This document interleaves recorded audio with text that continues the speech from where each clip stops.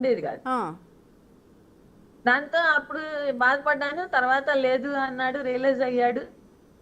తర్వాత సరగసిలో బాబు పుట్టాడండి. తర్వాత మ్హూ, బాబు పుట్టిన తర్వాత కూడా నాకు ఒక్కొక్క ఇన్సిడెంట్ తెలుస్తూ వచ్చినాయి మేడం. బాబు చిన్న ఏజ్ లో కూడా కొన్ని ఇన్సిడెంట్స్ ఇలా ఆడవాళ్ళకి ఒంటి మీద షర్ట్స్ లేకుండా వాట్సాప్ లో ఫొటోస్ పంపడం అలాంటివి చూశాను మేడం. హ్మ్, చూసి క్వశ్చన్ చేశాను. క్వశ్చన్ చేసినప్పుడు ఒక్కొక్కసారి ఏమో లేదు లేదు ఇంకోసారి తప్పు చేయను అని కాళ్ళు పట్టుకునేవాడు. మ్హూ, ఇంకా తర్వాత తర్వాత ఎలా తయారైందంటే మేడం, నాకు డబ్బు ఉంది, నేను డబ్బు సంపాదిస్తున్నాను, నేను ఒక మంచి పొజిషన్ లో ఉన్నాను, హ్మ్, నువ్వు నన్ను ఏం చేయగలవు, ఓకే. నువ్వు నన్ను ఏం చేయలేవు, నా కాళ్ళ కింద పడి ఉంటాను తప్ప నన్నేం చేయలేవు నువ్వు అనే స్టేజ్. మీ వాయిస్ వినిపించట్లేదండి అనసూయ రాణి గారు. హలో. ఇప్పుడు వినపడుతుంది. యా యా ఇప్పుడు వినిపిస్తుంది. ఓకే. హలో. మీరు క్వశ్చన్ చేసినప్పుడల్లా తను కాళ్ళు పట్టుకునేవాడు. ఆ తర్వాత ఒక పొజిషన్కి వచ్చాక అసలు ఇంకా లెక్క చేయటమే మానేశాడు. అసలు మీరేమన్నా పట్టించుకోలేదు. ఏమన్నా పట్టించుకోలేదు మేడం. హా, పిల్లలు పెద్దవాళ్ళు అవుతున్నారు, ఇంకా ఇట్లాంటి అలవాట్లు ఇవి మంచి పద్ధతి కాదని నంబర్ ఆఫ్ టైమ్స్ చెప్పాను మేడం. హ్మ్, ఇంకా కర్నూలుకి తర్వాత డిఐజీగా ప్రమోషన్ వచ్చి వెళ్ళాడు మేడం. హ్మ్.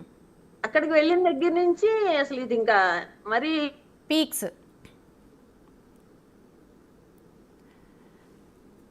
అనసూయ రాణి గారు, మీ సిగ్నల్ ఏదో ప్రాబ్లం మొదలు ఉన్నట్టు. పెడుతున్నా. లేదు మేడం, వేరే కాల్ వస్తుంది నాకు, దాంతో ఇదవుతుంది. అచ్చా, ఓకే. అయితే నార్మల్ పీపుల్ అనుకోండి, నార్మల్ జనాలు అనుకోండి, ఎక్కువగా ఇది కానీ ఒక డిఐజీ రేంజ్, అన్ని లాస్ తెలుసు, రూల్స్ తెలుసు, ప్రస్తుతం ఉన్న సమాజంలో ఎటువంటి రూల్స్ అప్లై అవుతాయి, ఒకవేళ బయటపడితే ఎలాంటి సిచ్యువేషన్ ఉంటుంది అని పూర్తిగా తెలిసిన వ్యక్తి అంతగా మాట్లాడడానికి కారణం ఏమై ఉంటుందంటారు? మేడం తనకేంటంటే బాగా కాన్ఫిడెన్స్ ఏంటంటే మేడం, ఇప్పుడు లాస్ అన్ని కూడా ఎట్లా అయినా సరే లివ్ ఇన్ రిలేషన్షిప్ లో ఉండొచ్చు, లేకపోతే వైఫ్ కి దూరంగా ఉన్నామని ఒక మాట చెప్పేసేస్తే అది చెల్లుబాటు రైట్ అయిపోతుంది. అయిపోతుంది కదా. రైట్ అయిపోతుంది, ఏముంది వైఫ్ తో నాకు సుఖం లేదు అని ఒక మాట అనేస్తే అది టేక్ ఇట్ ఫర్ గ్రాంటెడ్ అయిపోతుంది కదా మేడం ఈ రోజుల్లో. సుప్రీం కోర్టే చెప్పింది living is not okay supreme court fine. చెప్పేసింది కదా. దాంతో ఏంటంటే అదొక అడ్వాంటేజ్ గా తీసుకుని, దట్టు ఏంటంటే తనతో పాటు రిక్రూట్ అయిన ఆఫీసర్స్ అందరూ మంచి మంచి క్యాడర్స్ లో ఉన్నారు మేడం.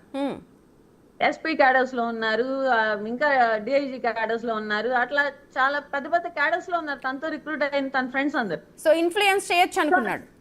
నేను ఇన్ఫ్లుయెన్స్ చేస్తాను, నువ్వు నన్ను ఏం చేయగలవు, ఆఫ్టర్ ఆల్ నువ్వెంత నీ బతికెంత. దట్టు మేడం నేను లవ్ మ్యారేజ్ చేసుకోవడంతో ఏమైందంటే నాకు నా ఫ్యామిలీ సపోర్ట్ లేకుండా పోయింది మేడం. అంటే అప్పట్లో మరి ఎవరు బ్రాహ్మణ్ వచ్చి చేసుకున్నారంటే యాక్సెప్ట్ చేయలేరు. అది తప్ప ఒప్ప అనేది మనం ఎలా చెప్పగలం, వాళ్ళు డిసైడ్ అవ్వాలి, అది వాళ్ళ నిర్ణయం అది. సో నేను కూడా వాళ్ళ నిర్ణయాన్ని గౌరవించి వాళ్ళ ఇంటికి వెళ్ళలేదు మేడం. నేను కూడా ఎప్పుడు వాళ్ళని బాధపడదలుచుకొని వాళ్ళ ఇంటికి వెళ్ళలేదు. కన్న వాళ్ళకి మీ సొంత వాళ్ళకి కూడా మీరు ఈ పెళ్లితోటి దూరం అయిపోయారు? దూరం అయిపోయాను మేడం, నేను కంప్లీట్ గా దూరం అయిపోయాను. అయితే ఈ situations arise for the past 3-4 years గా ఇది హెవీ అయిపోయింది మేడం. కోవిడ్ టైంలో నాకు ఇంకా బలంగా తెలిసింది. మేము కోవిడ్ వచ్చి ఒక పక్కన అందరం ఎవరు ఉంటాం ఎవరు పోతాం అని ఏడుస్తూ కింద ఉంటే నేను పిల్లలు, తను పైకి వెళ్ళి వీడియో కాల్స్ మాట్లాడుకునేవాడు మేడం అమ్మాయిలతో. అది పిల్లలు వచ్చి తర్వాత అమ్మ ఆయన ఎవరో వీడియో కాల్స్ తో మాట్లాడుతున్నాడు, ఎవరో ఆవిడతో, వాళ్ళు ఏంటమ్మా అట్లా ఆ డ్రెస్సింగ్ అది కూడా పిచ్చి పిచ్చిగా ఉన్నారు. పిల్లలు కూడా చూసేంతగా, అంటే పిల్లలకి అవగాహన వచ్చేంతగా కూడా తను పాప అప్పటికి బీటెక్ ఫస్ట్ ఇయర్ లోకి వచ్చేసింది మేడం కోవిడ్ టైం. అదే అవగాహన వచ్చేసింది, వాళ్ళు వచ్చి చెప్పారు. నేను అడిగాను, ఇప్పుడు ఎవరైనా మాట్లాడదలుచుకుంటే ఆఫీస్ వాళ్ళు ఎవరైనా మాట్లాడతాం మేడం, మేమైనా మాట్లాడతాం, తనైనా మాట్లాడదు, ఏం తప్పు కాదు. కానీ ఒక వీడియో కాల్స్ చేసుకుని మాట్లాడాల్సిన నెసెసిటీ లేదు. ఏదన్నా ప్రాబ్లం ఉంటే ఆఫీస్ వాళ్ళు, ఇప్పుడు మీరైనా స్టాఫ్ కి కాల్ చేస్తారు, మాకైనా బ్రాంచ్ మేనేజర్స్ కాల్ చేస్తారు, తనైనా కాల్ చేసుకోవచ్చు, దానికి నేనేం ఎప్పుడు అబ్జెక్ట్ చేయలేదు. కానీ వీడియో కాల్స్ చేసుకోవాల్సిన నెసెసిటీ ఏంటి అని అడిగాను మేడం. అయితే నేను ఇప్పుడు వాళ్ళ పేర్లు చెప్పచ్చా చెప్పకూడదా మేడం? అది మీ ఇష్టం అండి. It's up to you. ఇప్పుడు మీరు అన్న ప్రాబ్లం అవుతుందా? ఏం ప్రాబ్లం అవుతుంది అని నేను అనుకోను, ఎందుకంటే నేమ్ చెప్పకుండా నేను చెప్తాను. యా బెటర్, ఎందుకంటే అవతల వ్యక్తి కూడా మహిళలు కాబట్టి ఐ థింక్ ఒక మహిళలుగా మన ఇద్దరం గౌరవిద్దాం మేడం. ఆ గౌరవం ఇచ్చే నేను ఇన్నాళ్ళు ఇదైపోయాను మేడం.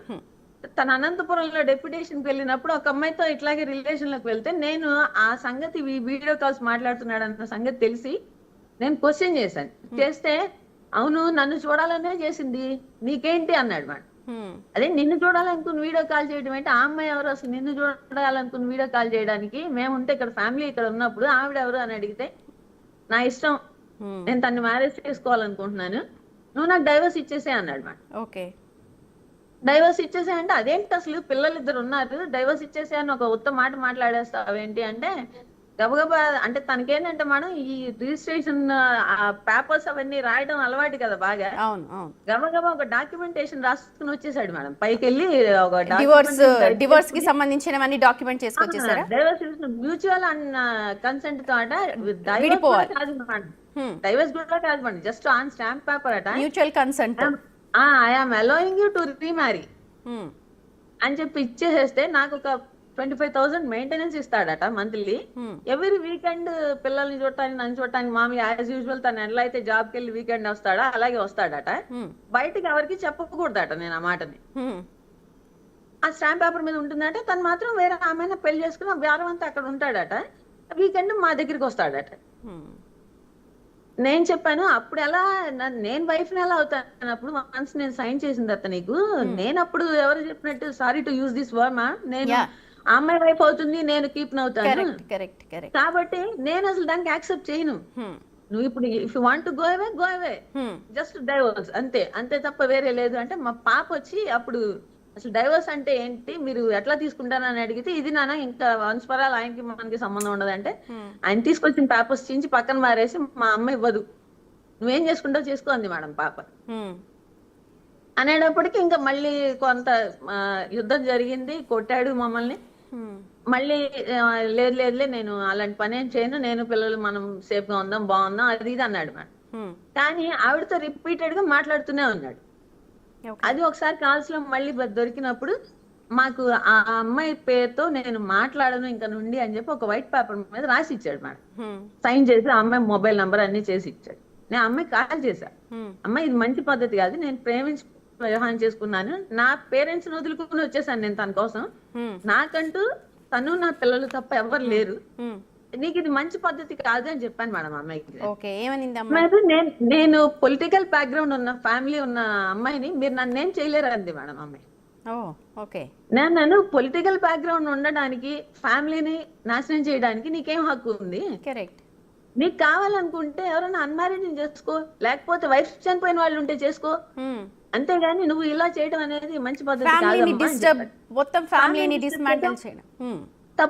తప్పమ్మా ఇది అని చెప్పాను మేడం. ఆ అమ్మాయి వినలేదు మేడం, రిపీటెడ్ గా వాళ్ళు ఇంకిద్దరు మాట్లాడుకుంటూనే ఉన్నారు మేడం. దానివల్ల మాకు చాలా డిస్టర్బెన్సెస్ వచ్చినాయి, చాలా గొడవలు వచ్చినాయి మేడం ఇద్దరికి. ఎప్పటికప్పుడు మాట్లాడినాడని తెలిసినప్పుడల్లా ఏదో ఒక గొడవ జరగడం, వీకెండ్ వచ్చి తను బూతులు మీరు ఎప్పటికప్పుడు సర్దుకుపోతూ ఉన్నారు, ఆయన కాళ్ళ మీద పడ్డం మీరు ఎప్పటికప్పుడు సర్దుకుపోతున్నారు.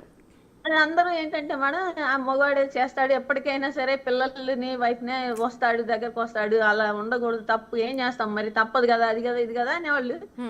ఈవెన్ నాకేంటంటే నా ఫ్యామిలీ కూడా బ్యాక్ లేకపోయేటప్పటికి నాకు అనిపించింది there is nobody else to take care or to shed your shoulder అన్న ఉద్దేశంతో నేను కూడా అట్లాగే కొంచెం ఉండిపోయాను మేడం. ఏడుస్తాను, పోట్లాడతాను, మరి ఏం పోట్లాడకుండా ఏ వైఫ్ ఉండగలదు మేడం. అవును అయిపోయింది. తను అక్కడి నుంచి